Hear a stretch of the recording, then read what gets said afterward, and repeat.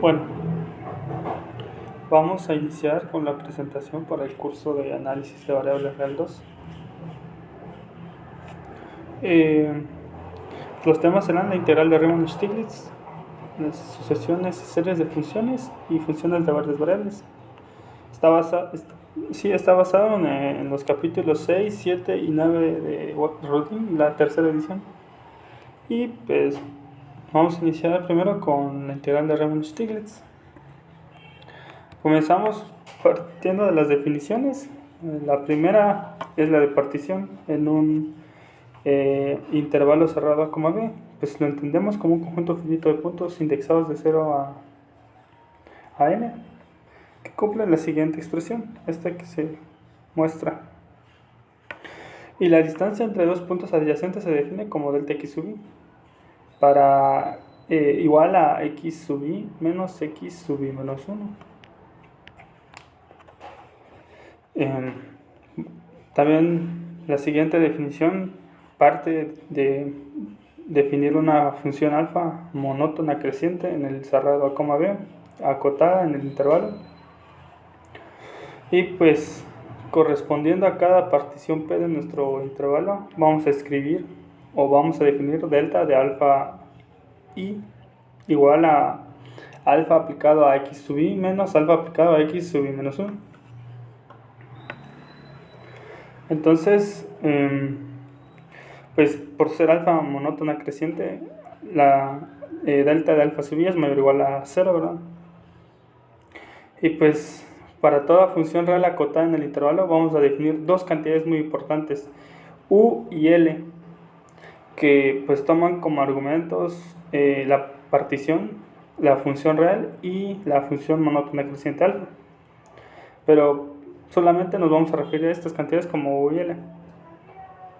U es la sumatoria de 1 hasta n de m mayúscula sub i por delta de alfa i, y L es igual a la sumatoria de igual a n de m sub i por delta de alfa i, donde m mayúscula sub i y m sub i son cotas superiores e inferiores de f en los intervalos x sub i menos 1 y x sub i, respectivamente.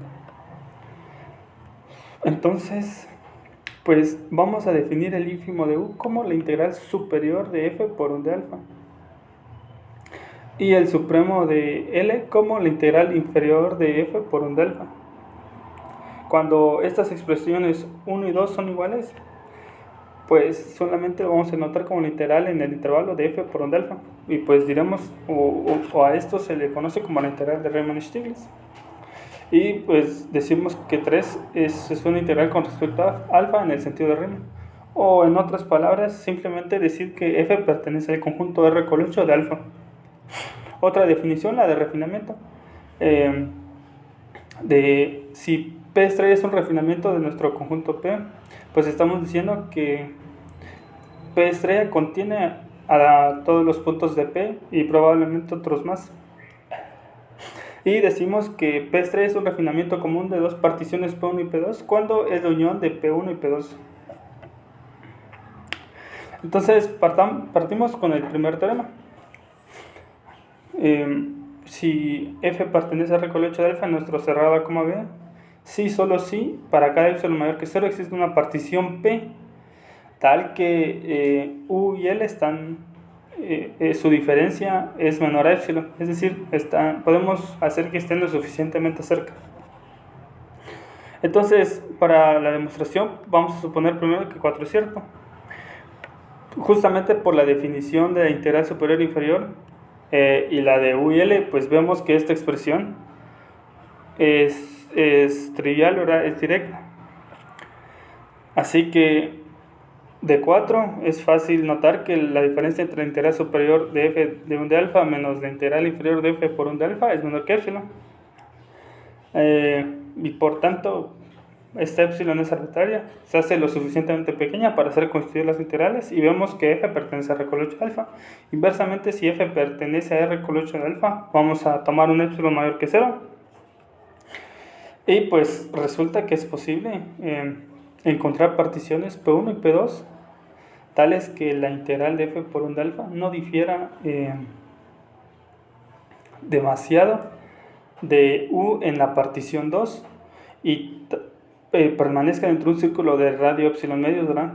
De la misma forma que la integral de f por 1 de alfa no difiera más allá de epsilon medios de L en nuestra partición P sub I. Ahora, pues para demostrar que podemos encontrar cualquier epsilon para una partición tal que U y L no difieran demasiado o su diferencia sea menor a epsilon, vamos a definir un refinamiento P común, ¿verdad? De P1 y P2, haciendo uso del siguiente resultado, que L en P es menor o igual que L en P estrella y U en P estrella es menor o igual que U en P. ¿Por qué esto es cierto? Bueno, por la definición de U y L es posible partir suponiendo primero que P estrella tiene un punto más que en P, y pues hacer la mate, ¿verdad? Hay un poco de álgebra y demostrar justamente que estas dos expresiones son ciertas. Si hay puntos de más, entonces pues se sigue agregando punto por punto, utilizando el mismo razonamiento y demostrando eso. Así que no vamos a ahondar en eso, es más que todo un procedimiento algebraico para demostrarlo. Así que de esto, y usando 5 y 6, podemos llegar a esta expresión que es prácticamente directa con los primeros dos términos y con los últimos dos. Y pues el del medio queda simplemente por despejar la integral de f por 1 de alfa más epsilon medios, ¿verdad? Queda en el centro. Ahora, del primer y último término en esta desigualdad, vemos que U en la partición P es menor o igual que L en la partición P más un epsilon. Así que, pues al ser epsilon arbitrario, ya tenemos ahí que siempre es posible construir una partición que satisfagan, para que U y L satisfagan esta relación. Entonces queda demostrado. Siguiente teorema, si suponemos nuevamente alfa que crece monótonamente y que su derivada pertenece a R con 8 de X o simplemente R con 8 en el cerrado A, B, pues vamos a hacer a f una función real acotada en este intervalo, y entonces si f pertenece a R con 8 de alfa, es un sí solo sí para f por alfa prima para que pertenezca a R con 8. Básicamente eso se traduce en que la integral de f en el intervalo por 1 de alfa sea igual a la integral en el intervalo de f de x por alfa prima de x. Como alfa prima pertenece a R con 8, ¿verdad? Pues por el teorema anterior podemos encontrar una partición en este intervalo cerrado tal que U menos L sea menor que epsilon, para un epsilon mayor que 0, o sea 7 aquí. Ahora, haciendo uso del teorema del valor medio, en cada intervalo x sub i, x sub i menos 1, xi, podemos encontrar t sub i, en este caso, que satisfagan la siguiente relación: delta de alfa sub i es igual a alfa prima en t sub i por delta de xi. Luego, también podemos encontrar S sub i dentro de los mismos intervalitos, ¿verdad? Tal que 8 sea cierto. Pero ¿por qué podemos encontrar estas S sub i? Bueno, es justamente porque la partición se eligió de tal forma que nos permita que al calcular los valores de alfa de t evaluada en un punto por delta de x sub i, al variar los puntos donde se evalúan, varían ligeramente y permanezcan lo suficientemente cerca. Entonces, al hacer la sumatoria, o en este caso la expresión 8, al calcularla, vamos a obtener una cantidad menor que epsilon. Ahora pues tenemos que demostrarlo para las integrales superior e inferior, pero únicamente vamos a hacerlo para integral superior, porque el inferior sería repetir el mismo proceso. Así que vamos a definir m como el supremo de f de x en el intervalo, ¿verdad? Para x en el intervalo cerrado. Ahora, es fácil notar que la sumatoria de i igual a 1 hasta n de f evaluado en s sub i por delta de alfa sub i es igual a i igual a 1 hasta n de f evaluado en s sub i por alfa de t' evaluado en ti por delta x sub i. Luego, haciendo uso de la expresión 8, pues dupa, después de un poco de álgebra, podemos llegar a la expresión 9, simplemente notando que se cumple esta desigualdad, ¿verdad? Y pues haciendo como factor común, primero sustituimos los f sub i por m, y al ser una constante podemos factorizarla, y eso nos lleva a la expresión, a esta desigualdad nueva. Bueno, luego pues podemos observar tanto en el primer término, en la expresión 9, en el miembro del lado izquierdo, el primer término y el segundo término. Y pues al eliminar los valores absolutos podemos llegar a 10, simplemente por ir despejando el primer término. Igualmente podemos despejar el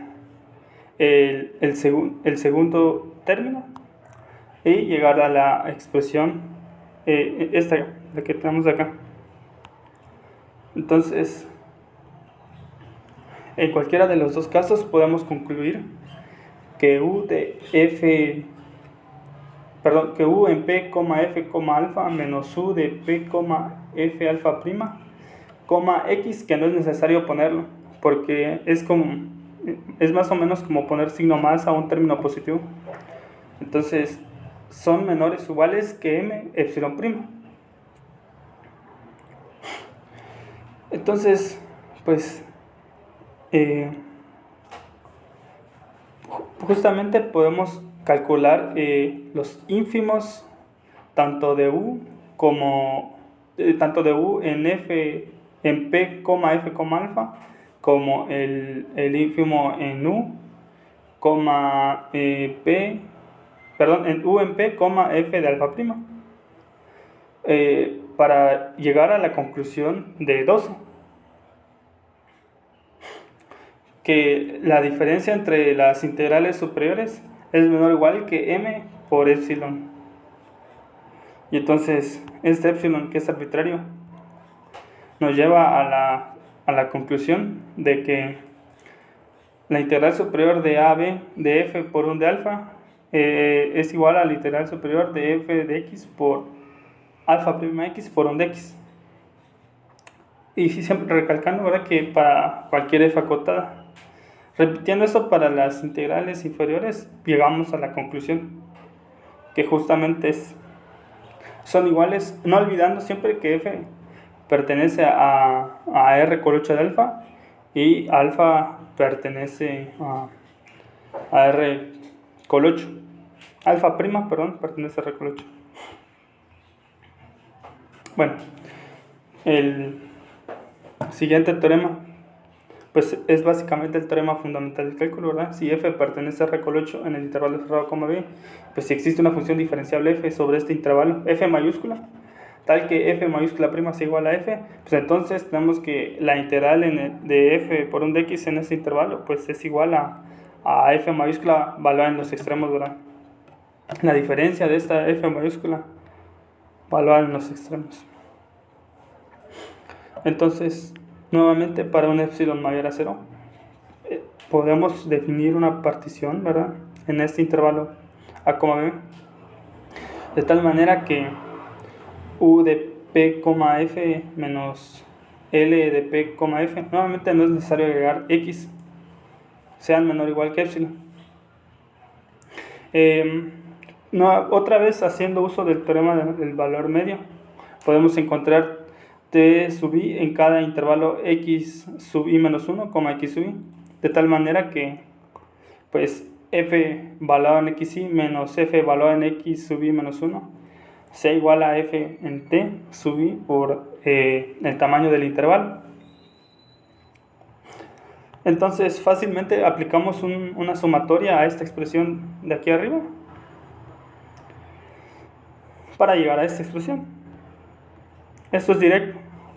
Luego, pues, utilizando la siguiente desigualdad, que esto prácticamente es por definición, ¿verdad? Porque f pertenece a R con 8 de x. Vemos que para la partición elegida esta cantidad es menor que epsilon. Por lo que acabo de decir, ¿verdad? F pertenece a R con 8 de x. Y ahora simplemente por sustituir llegamos a esta expresión. Y que, pues, que esto es cierto para que epsilon menor que 0. Y ahí queda la demostración. Bueno, ahora ya para ir acabándolo de este capítulo, para acabar este capítulo. Acabar en este capítulo. Bueno, nos define cuando una integral, una función vectorial pertenece a R con 8 de alfa, ¿verdad?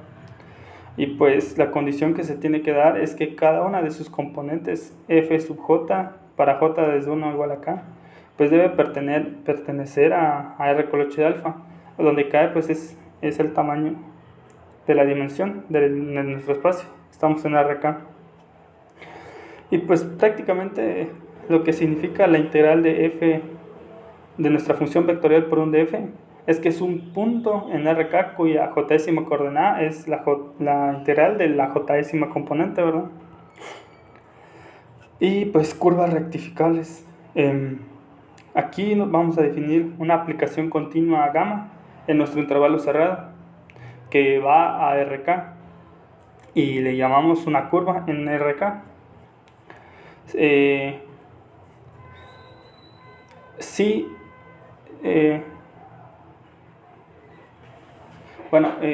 Vamos a llamar a esta aplicación un arco si este es 1 a 1, y si en cambio gamma de alfa es igual a gamma de beta, donde a y b son los intervalos, son los extremos de nuestro intervalo cerrado, diremos que es una curva cerrada.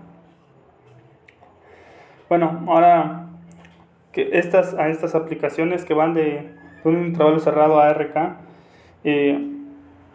para cada partición en el intervalo sobre el cual están definidas, pues le vamos a asociar un número que es lambda de p, gamma, y pues sería esto, ¿verdad? La sumatoria de i igual a 1 hasta n de gamma del valor absoluto de la diferencia de gamma de x sub i menos gamma de x sub i menos 1, y que la longitud de nuestra aplicación o del arco o curva cerrada que define nuestra aplicación, simplemente lo denotamos como lambda de gamma igual al supremo de lambda de p, gamma, donde este supremo se aplica a todas las particiones del espacio, del intervalo d. Si nuestra longitud de arco o la longitud de gamma es finita, diremos que gamma es rectificable.